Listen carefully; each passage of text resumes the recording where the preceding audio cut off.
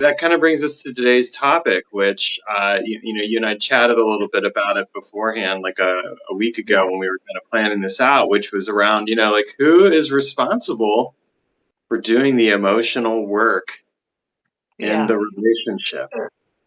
So I want to hear your answer, and then I'll give you my answer, and we'll see whether we agree or not. I have a feeling we'll probably agree, but let's just see where we go. Okay, I can answer this simply. Both. Yeah. Both. And that's based on capabilities, isn't it? It's based on capabilities. I've been just discussing with a client previously around the fact that when we come into a relationship, if there's work that needs to be done and one person's doing the work and the other person's not doing the work, then the misalignment comes around, and then it's breakdown. So it's on an energetic level, it's vibration, it's misalignment, it's being honest and vulnerable, and that's the key word, isn't it? I think for me, is vulnerability, is being honest enough to put your shame to one side and go, you know what, I think I need to do the work. So yeah, it's both, most definitely. I'm sure you'll agree.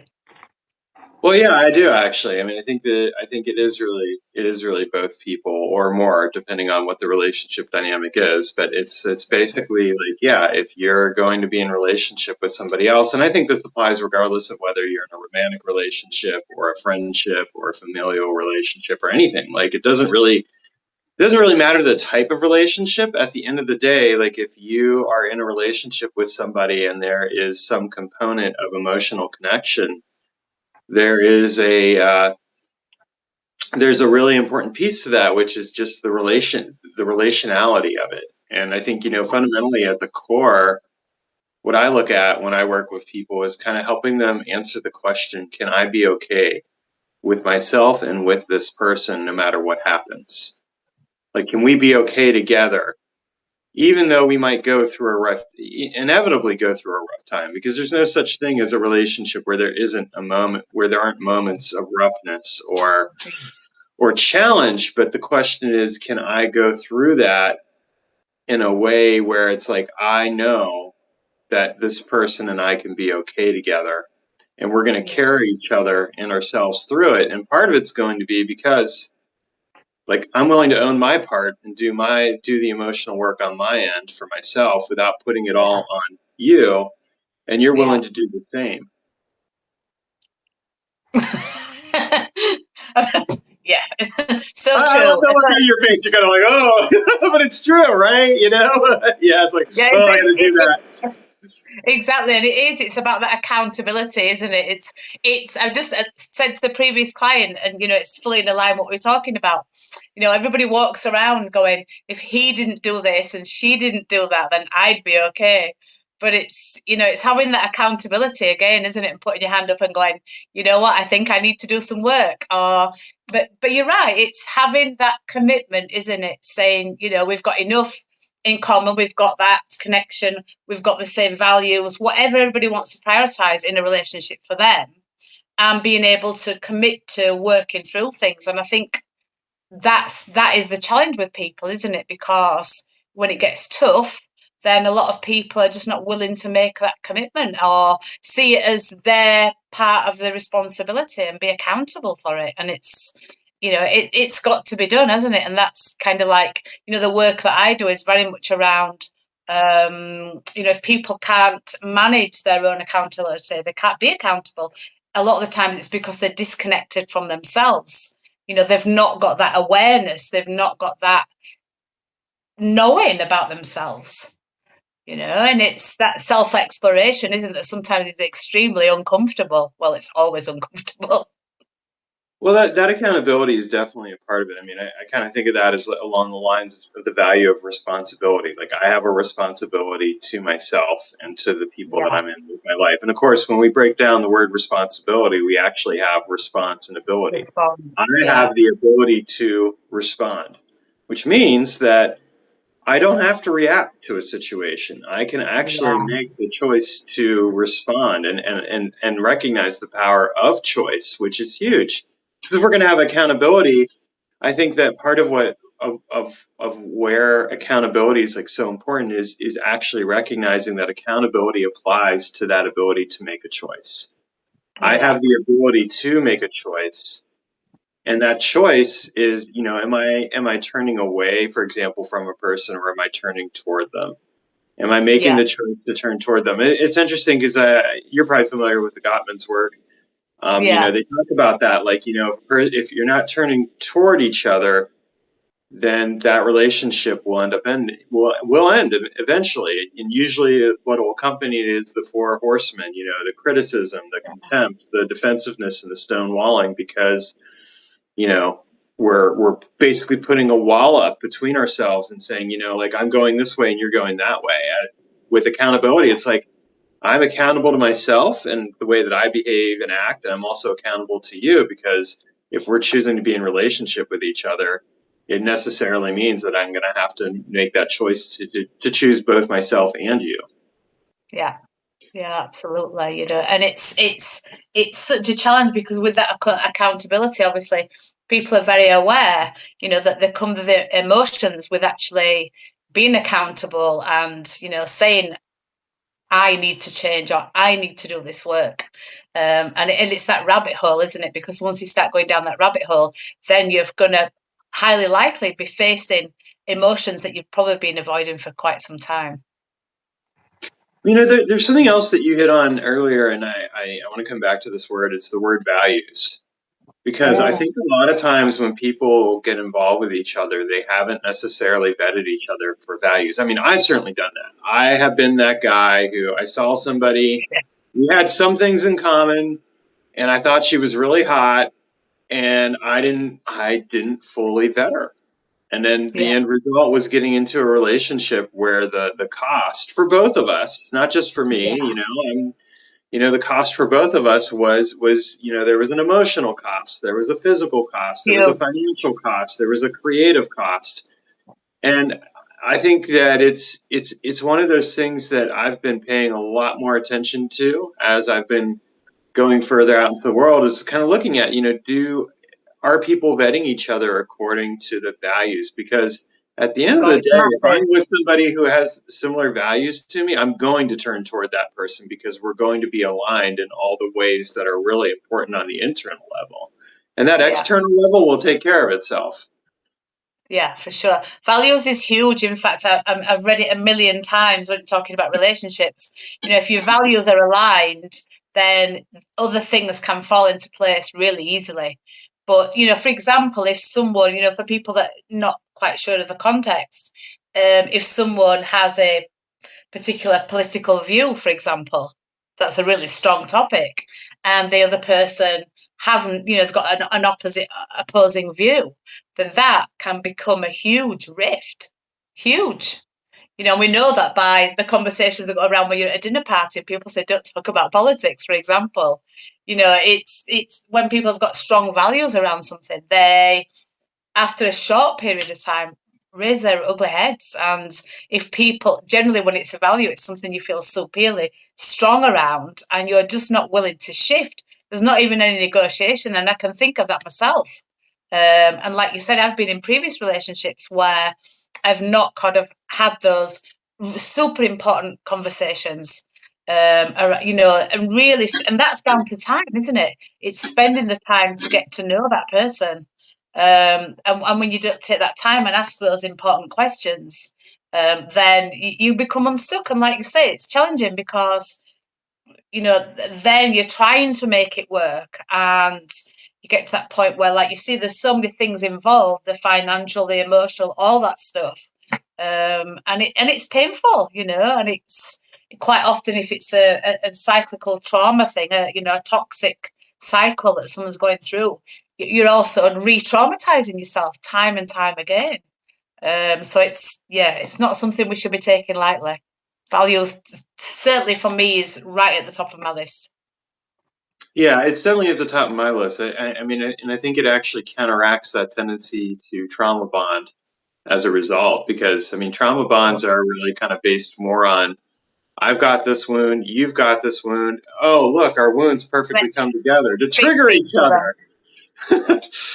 which is just which Absolutely. like I've been there, done that, and it's like no, I'm never doing that again because it's like that's not the kind of relationship that I want. And it was actually interesting. I was up visiting my beloved. We have a long distance relationship, but we did a medicine ceremony. And in the medicine ceremony, there was a point where we're doing it, and I was taking this medicine, and this heart medicine, and I said to her, I said, "You are not my mother, and I'm not going to carry the wounds of my mother, put the wounds of my mother into you." Yeah. In order, because I think that's a huge part of that trauma bond, right? We Yeah. carry the wounds from our parents, those original wounds a lot of times, and Yeah. we get wounds from other people as well. Because then I subsequently released the wounds around all the other people I'd been in relationship with before, because it was like I knew, like I was like I don't want to bring that into this relationship. I know. I want to live this life where we have shared values, where we have a shared drive for creativity, where we're doing all the things together. And I want to release that which does not work so that Yeah. it doesn't infect or pollute or toxify that relationship. And it was just a really powerful moment to do that and release that. And Yeah. I'm not saying to people who are watching this that you have to automatically go and do a medicine ceremony. I mean, do whatever you want to do. But I do think it's really important to recognize, like, what we bring with us into the relationship matters as much as what we hope to get from the relationship. Sure, for sure. Yeah, definitely. It's a place to give, and like you say, what are we giving? It's so so important. And I think for also for people, you can be healing in the relationship if you're both at the place where you want to work together. Obviously, there's some stuff that needs to be resolved beforehand, but if you can, be in that position of having that openness, that vulnerability, and saying, I need this thing as because sometimes, for example, I always remember one of my clients saying to me, I'm okay when I'm on my own. Of course you are. I'm fine. I'm fixed. I ended that toxic relationship and I'm okay now. Obviously because they're not being triggered. So there's always going to be residual stuff. There's always going to be little things crop up. But it's about that commitment to doing the work together. I think if you can have that openness and vulnerability and that awareness, first of all, that's raised its ugly head rather than carrying the shame around it and then hiding it. And then, like you say, going to that stonewalling place where you just, you're turning away from each other because you just cannot speak your truth. Yeah, Yeah. it's huge. Yeah, it's absolutely huge. So yeah, I think, it's there's no one that's done. There's no one that's fully cooked. So I don't want people to think, and I'm sure you don't, that you have to be fully cooked, fully sorted, fully been to all your therapy and everything before you start a relationship. It's not about that. It's just Oh, that's about not having that awareness realistic. and that willingness as well. Yeah, that's not realistic because there's always going to be stuff that comes up. I mean, when you get into a Always. relationship with somebody, stuff will get triggered. Yeah. It can't be helped. I mean, that idea that like, oh, you know, the relationship that I got into, I was doing a lot of healing work ahead of time. That definitely Yeah. helped. I mean, if Yeah. I hadn't done that healing work, I would not have been ready for that relationship. And I knew that. Yeah. When I broke up with the person I was with previously, I said to myself, until I've got my relationship with me right, and Yeah. until I've done some work to heal and resolve some of this stuff, I'm not getting into another relationship with somebody else No. because I know I'm not ready. And so Yeah. for a good 6 months, I didn't get involved with anyone. And really, she came into my life at the 6 month mark. I mean, she came into my life before then, but we talked a little bit. But in terms of us going into a romantic relationship, a creative relationship, any of that stuff, that didn't happen until the 6 month mark. And it was pretty much 6 months on the dot is when it happened. And it's actually I have a course that I call Beyond the Breakup, which is designed to help men, particularly with their breakups, because breakups are hard. And one of the points I make in there is like, don't date for 6 months. Just give yourself 6 months off to do Yeah. your work. But that doesn't mean that at that 6 month mark, you might not even be ready, and that's okay. Take your time, but it doesn't mean that you've worked through everything. It just means that you've ideally done the majority of work. You've done the emotional labor on yourself so that you can show up and be fully present. And when stuff comes up, and it gets triggered, it's not something that actually hijacks and takes over the entire experience. Instead, it's something that's like, oh, this is coming up. I recognize it. I know it's not you. And at the same time, I need some help here, and vice versa. Yeah, yeah, it's the awareness for me is absolutely huge. I mean, I've worked with so many people and in so many repeat toxic cycles, and I had one myself. I think we've all had them to some extent. It's how we learn. It's contrast.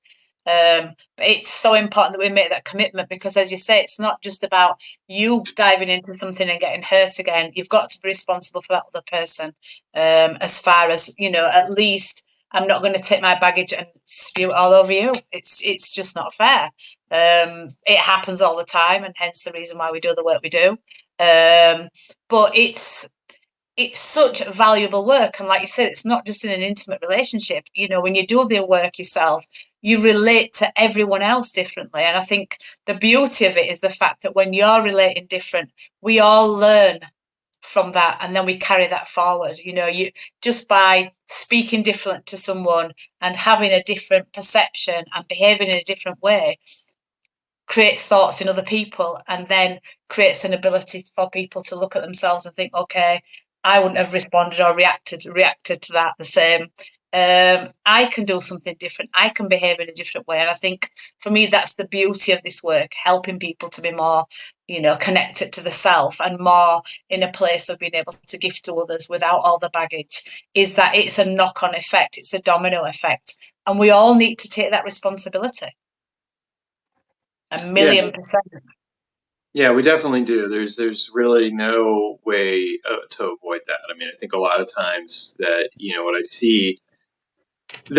what I see kind of out there in some of the messaging out there is, and I think it's an accurate thing, is that a lot of women will say, like, we're tired of doing the emotional labor for the relationship, and that's a reasonable thing. Like, I think that it's really important that each person shows up able to do the emotional labor, and that means that doing that emotional labor, that work, really is about like owning and taking responsibility for yourself, caring enough for yourself, respecting yourself. That was a huge part of the journey for myself, and it's the part of the journey that I work with around men, is just like, look, you are worthy of being cared for, and the person who has to do it first is yourself.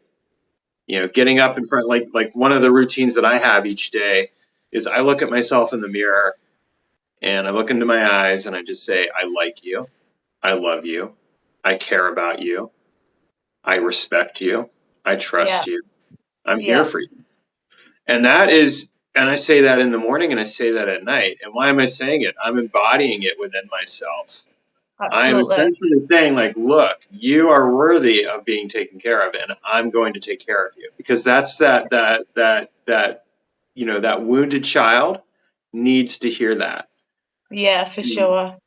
And a lot of times, what I found, I mean, this is an observation I've made. I'm going to say more so about men than women. You can speak to maybe to that part, but I'm going to speak to the men part for sure. Is that I find that a lot of men displace their emotional safety onto women because they've been conditioned to do that in a lot of ways. I mean, like, think Yeah, about it, like mom is the mother figure, for example, right? And so the dad's always off busy working, the mother's at home, so to speak. This is traditional family, not so much anymore, but still, you still have a yeah, lot of that kind of going on.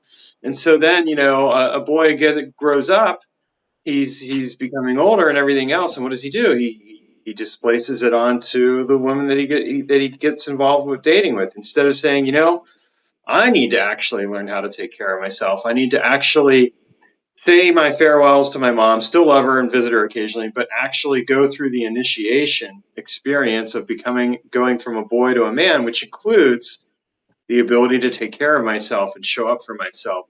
So that way, when I get into a relationship, I can fully show up resourced. And it doesn't mean I won't need help. It doesn't mean I won't sometimes need a shoulder to cry on or to have arms wrapped around me or any of that other stuff. It does mean that I can also do the same thing for her. yeah, yeah, for sure, for sure. I think, as far as women are concerned, it's really interesting, because if we're looking at a traditional family, then, you know, young girls were brought up looking at our mothers, seeing them continuously meet the needs of everyone else before themselves.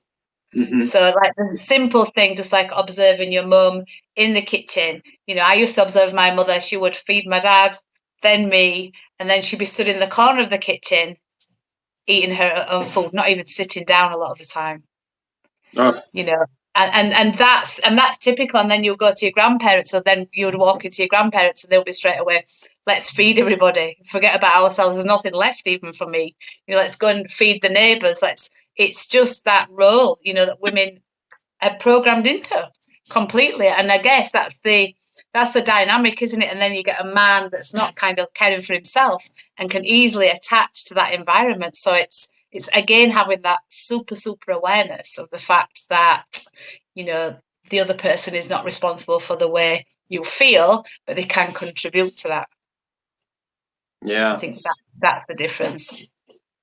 So I noticed we have a few people here live, and so I want to invite those people that if you want to ask questions of us, type those out, because we're here and we're chatting and talking, and I love getting questions from the audience when it's live, because then it's fun to respond to that dynamically in the moment. So if any of you Absolutely. have questions as we're continuing to talk, or if there's anything that we talked about previously, and you're like, yeah, I have a question about that, drop those questions in, or drop in some comments, please. So I have a question, and this is something that came up the other day. I was in Substack going through notes, and this one person asked like what each person's definition of vulnerability is. So I was kind of curious, what's your definition of vulnerability? What does it mean to be vulnerable? I think vulnerability is a process. I think it's something that's developed. I think as a society, we have been steered away from that. And there's a lot of shame, as Brene would quote Brene here, Brene Brown, who did the famous TED Talk. It's something that's developed. And I think for me, vulnerability is where you are confident enough and know yourself enough to speak your truth regardless of the outcome. That for me is vulnerability. And I think, if we're to ask ourselves how many of us are actually at that level, I think it's quite a challenge. I think it would be a challenge for a lot of people, because if we look at trauma and how it links in with relationships, then obviously there's a lot of shame, there's a lot of blame around when you've had trauma. And so the feelings of dysfunction, if you're not in a happy relationship or you're not able to achieve a happy relationship, ties in with all that. So the likelihood of you wanting to be vulnerable is very slim. So I think for me, it's moving into a place of developing vulnerability. It's not something that just comes overnight. And to me, it's developed a lot of the time in a safe place, whether that's in a therapy room with a therapist or with someone that you already feel safe with. It's got to develop in a safe place, because if not, then what happens is you express that vulnerability, you express that openness, desiring that at least you can be understood, not necessarily have the right response, but be understood. Somebody hold that space for you. And if that doesn't happen, then what tends to happen is that you close down again, you stop being vulnerable. So it's something that for me develops over time, for sure. And as you go over that time, then you gain that confidence, and it's got to be done in a safe environment. I think for a lot of people, that's why therapy is a great place. Mm-hmm. Sure. What about you? When I think about vulnerability, I think about it along the lines of, like, if we look at the original definition, that's like, somebody who has a wound, right? That they're Yeah. wounded. When I look at vulnerability in the context of having read Brene Brown and some other stuff, and I think about my own definition, I think of it as the ability to connect without having to put walls up and protect that wound. Without the shame and the blame and Without the shame or the blame. And I will say that's something that I think really applies toward healthy resourcing around that is when we learn to connect with more than one person, One of the Yeah. things that I see with around emotional labor, around emotional work, and this kind of goes back to the point I made earlier, which is there's a tendency to displace it onto one person. Where what we really need is we need to be able to connect as a community. Like I can be involved with somebody romantically and come to that person sometimes, and that's appropriate. But it's equally as appropriate to be able to pick up the phone and call a brother and say, "Hey, man, I'm going Yeah. through some rough times." Like for example, my beloved was lives up in Canada, and she was away this weekend with her husband. They were on a trip, so I had some contact with both of them because I'm in touch with both of them. But I knew that they had some time, and I was this last weekend. I was going to be vending at this fair, and I knew I was going to run into an ex. So there was a little bit of distrust there because that relationship hadn't ended well. And one of the things I promised to myself is if I need to, I will pick up the phone and call one of my brothers about it and Yeah. talk with them because I knew that while she would have definitely been there for me, no questions asked, I didn't need that from her. I knew Mm-hmm. that what I needed was to know that I could resource myself enough, A, to take care of myself, and B, to reach out to somebody. It didn't matter who it was, but somebody I could trust, who I could connect with. So I think that part of vulnerability for me is really kind of looking at like who are the people in your life that you can trust your heart to? Who are Do you your think heart that's friends? interesting? Do you think that that's one of the biggest challenges for men quite often because women, I think, generally are a lot more open as a rule with their female friends, for example. Maybe I think the culture's obviously changing now, but that whole vulnerability. Do you think men have the feeling that there are people available to them as a rule? Oh yeah, definitely. I mean, I Yeah. used to be that man. Up until about 2.5 years ago, I was that guy who was like, I have to figure it all out myself. I'm alone. Nobody. And I remember the first time that I got onto it was a Zoom meeting, but with a bunch of other men where we were, doing men's work. But the first thought I had is these men are going to laugh at me when I share. That was the Yeah. first thought that went through my head. Yeah. And then they started sharing, and I'm like, and they're sharing, vulnerably about like That's their amazing. challenges. I'm like, oh my gosh, I'm not Yeah. alone. And for the Yeah. first time in my life, I didn't feel alone. And I think that's really a profound statement to the reality that men go through. This is one of the things that, um, as men feel alone. We have been societally trained through the patriarchal programming to compete against each other, to Yeah. try and to be the man on top. Well, it's lonely at the top for one thing, but also Yeah. most men are never going to make it to the top, and so to just stop trying to climb the hierarchy, let that go, would be one of the healthiest things that a man could do. But the other Yeah. thing is that yes, it is the idea that look, instead of competing with this guy that's right next to me, I could actually turn to him and say, "Hey, I'm feeling really challenged here. How about you?" "Yeah, I am too. Let's work together." And that can happen. And it is slowly but surely happening. But this is one of the Yeah. reasons why it's so important to have men's circles, why it's so important that there is some type of men's work, healthy men's work. I'm not like talking Yeah. about like the red pill movement or the manosphere. I'm talking about like, stuff like Mankind Project, Sacred Sons, Uncivilized, and of course like stuff that I do with men where there is just like this very real sense of connecting and being like, yeah, I can connect with where you're at, with what the challenge is, and let's help and resource each other. There's something really refreshing about being able to get onto the phone with somebody or meet up with somebody and say, yeah, today I ran into my ex and I had all this stuff come up, and have that person be like, yeah, I get it, man. I'm here for you. And there's also something very real and refreshing about not for men, and I'm speak from the perspective of being a man. I'm not speaking for women Mm. here, but I'm going to speak for myself and for men. There's something really refreshing also about getting together with a man and getting into some type of physical fun interaction, and it could be where we spar each other or we do something else, and it's not about beating the crap out of each other or anything like that. It is about honestly connecting in a physical way, because that is something that we need.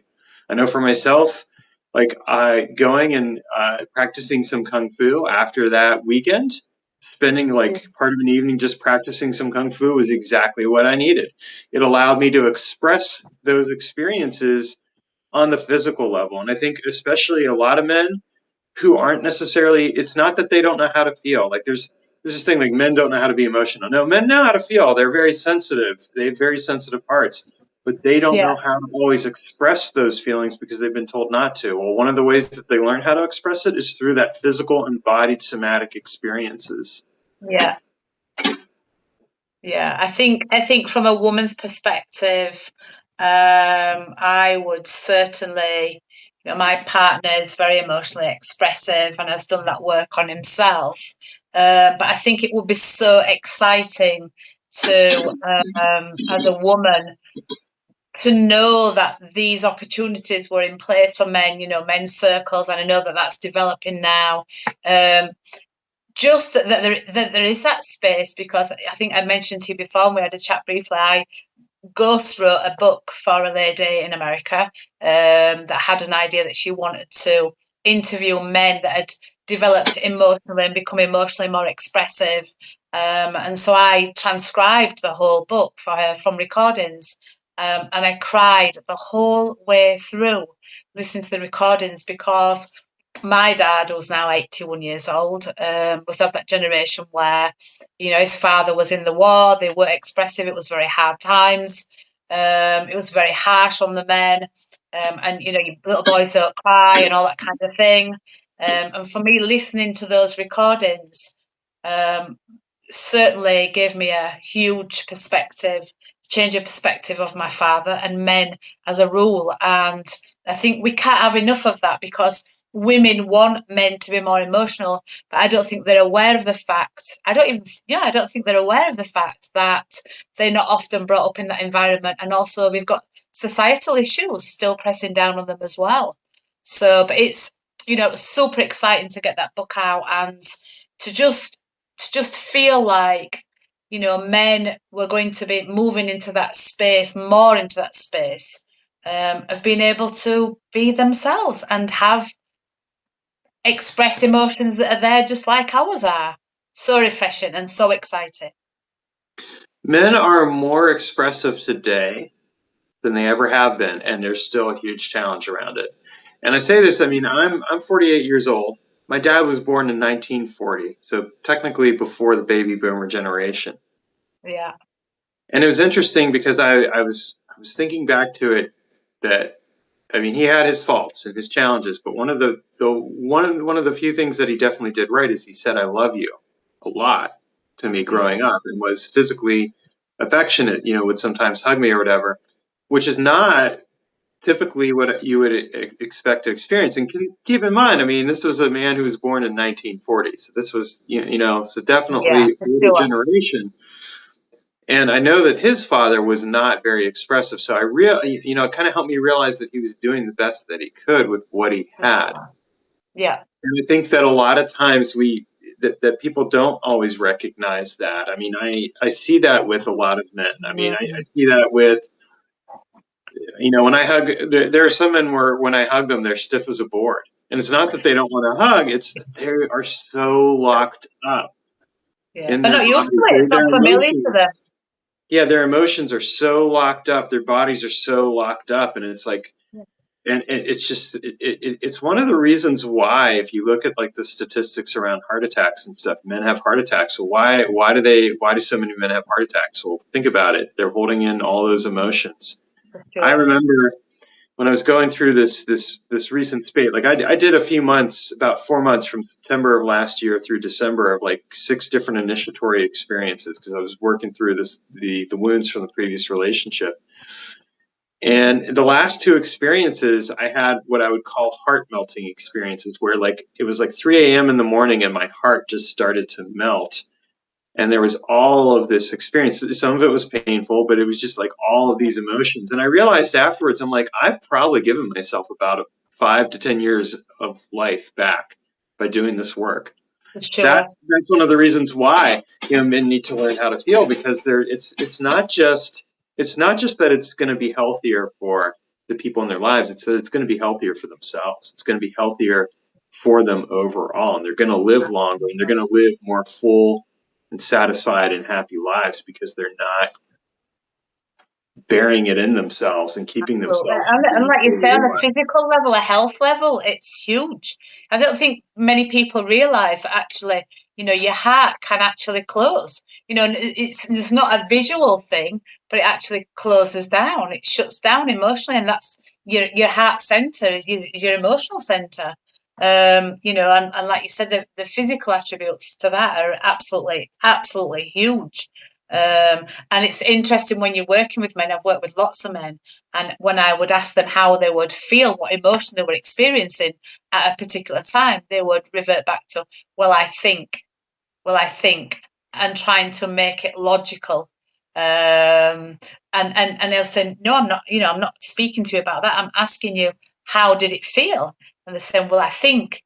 And it's just so interesting, it's so interesting because, again, having that awareness, you understand that maybe you've not allowed yourself to feel for a long, long time. And I think when it comes to trauma in particular, and that can be on different levels for different people, depending on the sensitivity, people can actually think that, well, if I don't feel the negative anymore, I can still feel the positive, and that's not the case, because when you shut down emotionally, you shut down all emotions.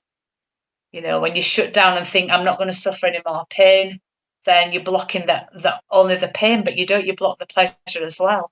And then you just become a thinking being looking to your head for all the solutions, and it's not the place. That's absolutely correct. I mean, and the thing is that we're never just thinking beings anyway. Those thoughts are actually a reflection of our emotions. I mean, when I think about it, like how There we many go. times have I gotten stuck in my head? But what I've gotten stuck in my head has been about stuff that I have been feeling that I haven't been expressing. And the reason I'm thinking about it is because I'm trying to somehow Make sense of it. get away from the emotion, make sense of it. But actually what it's doing is it's actually causing the emotion to root into the body even more and keep me locked in. And so it's like a lock of thoughts that just kind of circle around and around and around. And the solution isn't to think it out. The solution is to experience it, Feel it to out. fully Yeah. get back into your body. And as a result of getting into your body, that's when the emotions, the feelings can start to flow. But this is one of the reasons where for men, and this is a recent realization, an aha that I've had in my own, ask them what they're experiencing. Because if I ask them what they're feeling, they're not going to. No. That's right. Oh.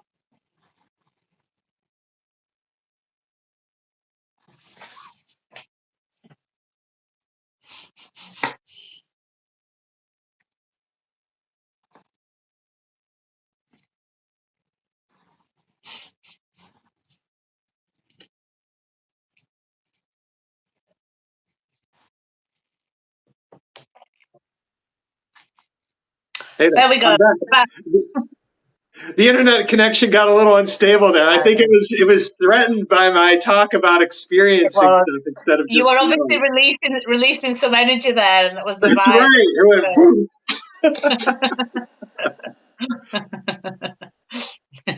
I see that we have a couple more people who've joined us. So if any of you have questions about what we're sharing or talking about, we're talking about doing the emotional work in relationships. We're talking about experience versus feeling. We're talking about lots of interesting stuff. Feel free to drop comments below or questions, because that'll make it even more interesting and insightful. I love answering questions from the audience. I'm sure you do as well.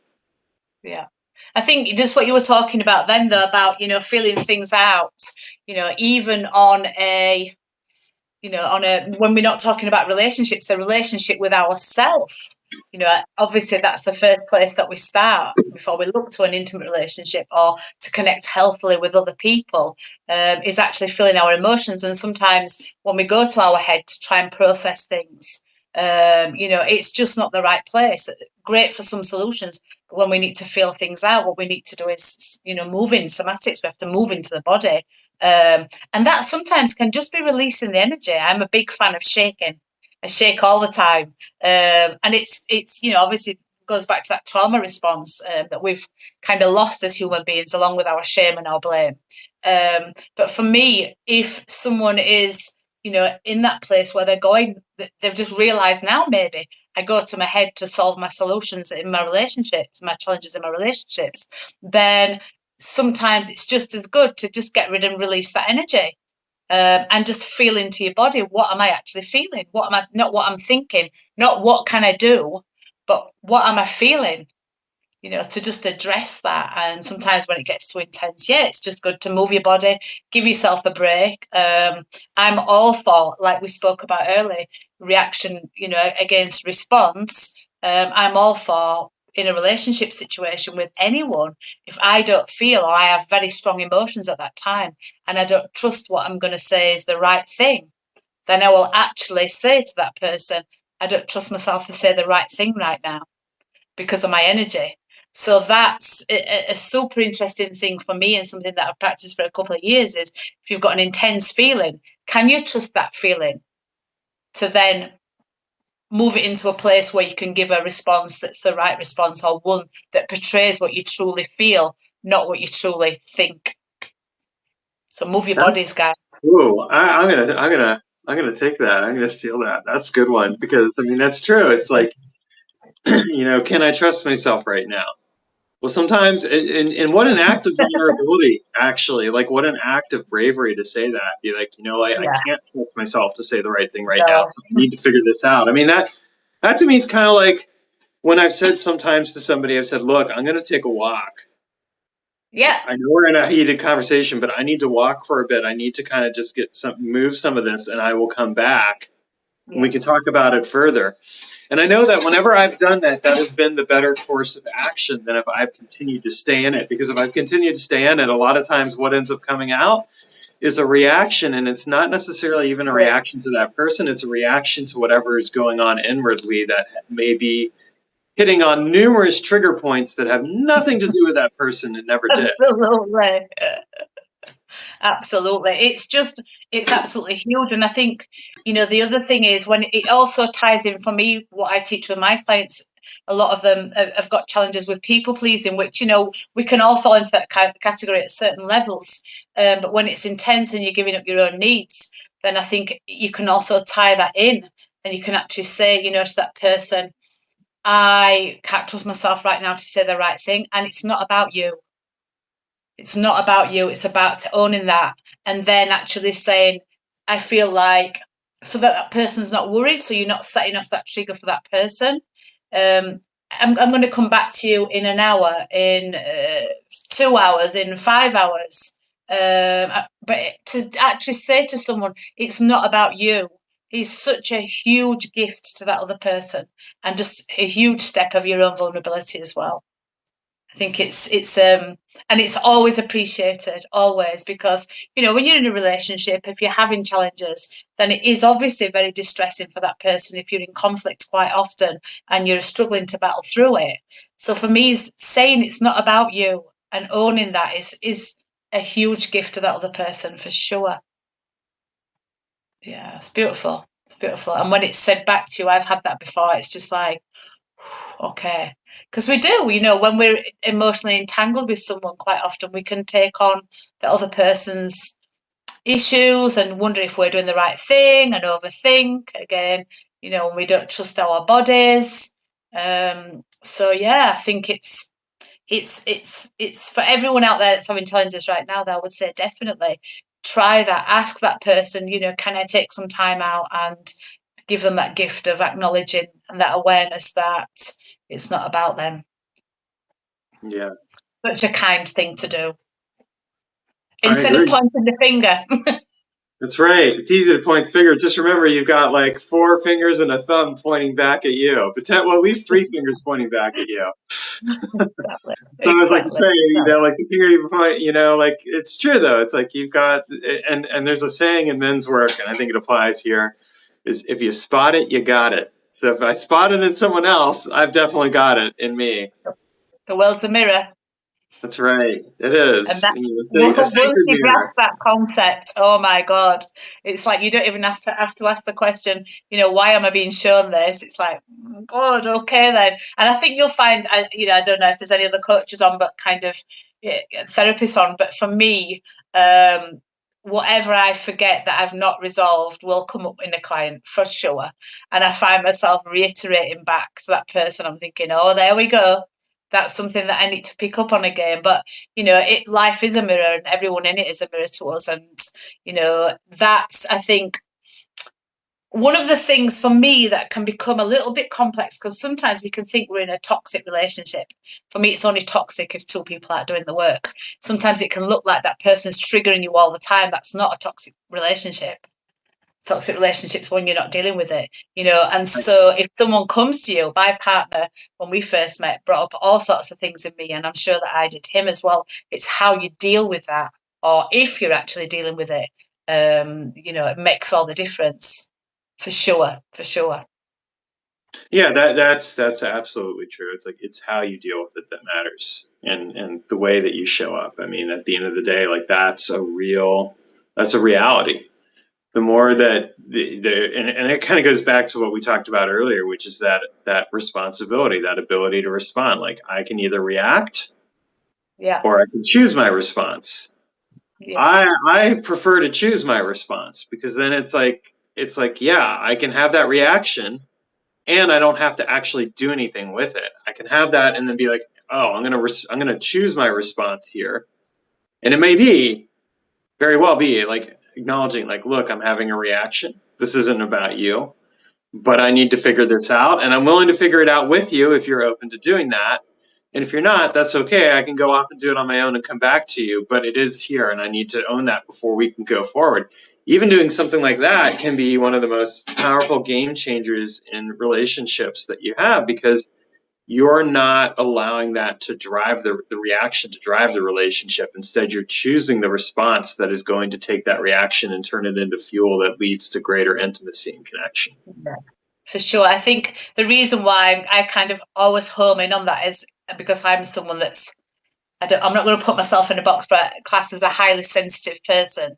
And so my reactions lean towards crying um, because I'm super sensitive. And it's for anyone out there that has a strong urge to cry, man or woman, regardless of what conflict or what challenge is coming into place, quite often it can be just because you are highly sensitive. It can be for lots of different reasons. It could be because you've got unresolved trauma, but quite often it's just because that sensitivity is high in you. And again, it's finding a safe place where you can be, for me, highly sensitive and have someone hold that space for you. That takes a lot of trust, a lot of trust. But again, to move into a therapist environment, I think for me is the best place because some people haven't got that safe environment where they can express themselves emotionally. And like you're saying, for men or women, if it's not something that they practice a lot of and they're very suppressed, it's so important to have a safe place because the rebuff I had years and years of being, told why are you so sensitive just for expressing myself. Mm-hmm. Whereas now I freely cry. And it's not always for bad things. In fact, a lot of the time it's for great things. It's just who I am, and sometimes I'm so overwhelmed with the feelings. It's what I do, and it's down to everyone else to deal with that.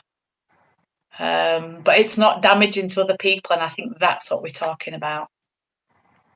Right. Well, I mean, and that's kind of the reality of it at the end of the day. Like ideally, it's not damaging for other people. I remember one time I was with somebody where we're talking about stuff, and the person was like, "Well, I'm going to re-traumatize myself telling you about my childhood trauma. And I'm like, I don't want you to do that. And I also don't want to be traumatized by you resharing that. Like, that's not what should be about. And that was a really powerful indicator that that relationship wasn't going to work, because I was like, if you can't share with me what's going on with you, and you're going to try and guilt trip me for sharing, and granted, it might be re-traumatizing for you. I'm not asking you to like share all the painful wounds and revisit them, but I'm asking you to connect with me so that we can be together. And if that's something that you can't do, and if you're going to guilt trip me for wanting to connect with you, then this isn't going to work. And I think a lot of times, we both men and women put up with relationships that are unhealthy and toxic, and there's that fear of, well, if it doesn't, if I leave this person, or if it doesn't work out, I won't be able to find someone else. Well, one, you more than likely will be able to find someone else out there, because it's entirely possible, provided you're willing to do your work. But two, it is not worth it to be in a relationship with somebody where your life is miserable. Like, stop settling for the crumbs. Stop playing small. It is not worth it. It just absolutely diminishes you in every way. And I think, it's really telling that there's a really good standard that I like to apply is, if I am happier being with myself than I am with you, then I'm going to choose myself every time. I would rather be with myself. And again, yeah, it's like, oh, I'm not going to trigger myself. That's true. But if I'm going to be with somebody, there may be some triggers inevitably. But if I'm going to be with somebody where I can say, overall, I am more content and happier being with you in my life, and you enrich my life, I can handle the occasional moments where there's triggers, then that's a different thing. So it's a good criteria to have, really. Like, am I more happy and content being alone than I am with you? Or am I more happy and content being with you than I am being alone? If it's the latter, then I'm going to definitely turn towards you every single time. And a huge part of that, again, comes down to finding somebody who shares similar values and choosing to live a life of response instead of reaction. Yeah, absolutely, for sure. I have a wonderful metaphor that I heard from my coach. I trained with Tony Robbins way back, and when we were coaching around relationships, he actually said that when you enter in a relationship, you should see the other person as the icing, and you are the fruitcake, the Christmas cake, or whatever. So you've got lots of different elements that you've put together. You've got, metaphorically, the fruit, you've got the nuts, you've got the mixture, you've got the eggs, you've got the, maybe a little bit of alcohol in there, whatever, but you've got all these elements, and you are actually working on your cake. And then the other person is the icing. And if that icing slips off, you've still got your cake. But, sometimes the icing fits. But then it's about being together as a full cake, as a whole cake and icing. So it is about doing that work. It is about looking at all the different elements, for me, mentally, physically, emotionally, and spiritually. Most definitely. And if you're working on just a small percentage of all those things every day, then you are more likely to come into a relationship as a more well-rounded emotional person, as someone that's, at least got that awareness. The ode to life for me is, you have to become the best version of yourself. Lots of people focus on a relationship, or they focus on work, or they focus on finance, or, the hobbies, whatever. But for me, if you become the best version of yourself, then you can bring that best version to every situation.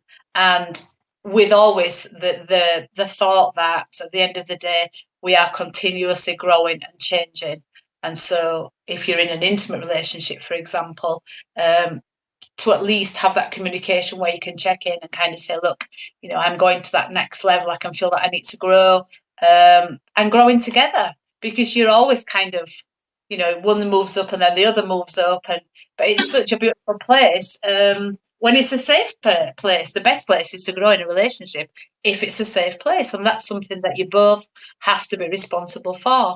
It's so easy to get into a relationship, but to get into a healthy one and keep it going and keep it healthy, and be in that place of acceptance of that other person at times, It takes work. For me, it should be invested in as much as your job, as much as your finances. It's a project that's ongoing, isn't it?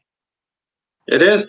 It's something that is always going to be ongoing. There's no such thing as this work ever really ending. I mean, that's the thing that like you'll get to a place where you'll have done a lot of the work and life will be a lot easier. I mean, that's for Yeah. sure. And that doesn't mean that stuff's not going to come up. There's always going to be stuff that comes up. There's always going to be things that will be there. And if you can accept that and actually do it with equanimity, you'll actually find greater contentedness and happiness because you won't be operating from a place of trying to get rid of it. I think a lot of times, people have this idea too, like, okay, if I do all the work, I'll get to that place, I'll get to that place where I'm at the top. Again, it's kind of The hierarchical. destination. Yeah, it's hierarchical thinking, and it's like let's get rid of the hierarchical thinking and just recognize that being a human is an experience that from the moment you're born to the moment you die, there will inevitably be trigger points along the way, and just dance through them gracefully. Yeah. And I think it it's like won't be. fear, isn't it? It's about walking towards your fears. It is. Well, yeah, and I mean, it's interesting because I think a lot of times, like, the emotion that's the hardest to feel is fear. And yet, like, for me, what I've discovered is the more I lean into my fear and use it as an invitation to discover and get curious, the more it actually liberates me and allows me to fully expand into the world around me instead of contracting and staying small. Again, do you want to settle for the crumbs or do you want the feast? I want the feast. So that means I've got to be willing to handle the fear. Yeah, but it's like the contrast, isn't it? We all have to experience the crumbs. Yeah. Well, and I've definitely experienced enough of the crumbs that I'm like, yep, I've been there, done that. Yeah. Contrast. Contrast. It's like, give me the contrast. Once you've got that awareness, you're like, okay, here it comes again. Let's do it right this time and feel into that, those strong emotions and those fears that are always unfounded, but obviously most of the time from the past. So, yeah, anybody that's out there, I would say find a safe place and be kind to yourself while you're on that journey for sure, because the last thing you need is to berate yourself for the past mistakes. Life is a learning process. It's nothing else. Become the best version of ourselves. That's what we're here for. And if we can create happiness within ourselves and other people along the way, then I think we're winning. I'm here for it. So one thing I like to ask, I think, kind of like at the end of my interviews, and I think this is what's a word of wisdom that you would like us to carry with us in the day as we move forward? I would say live loving and you will love living.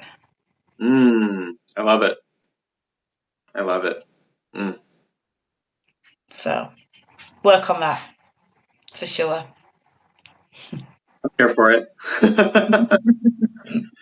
Well, thank you so much. I really enjoyed this. We'll have to do it again at some point. And to those of you who joined us live, thank you for joining us and watching us and connecting with us. And feel free to subscribe to either of our Substacks or both, so that way you can keep up with what each of us is doing.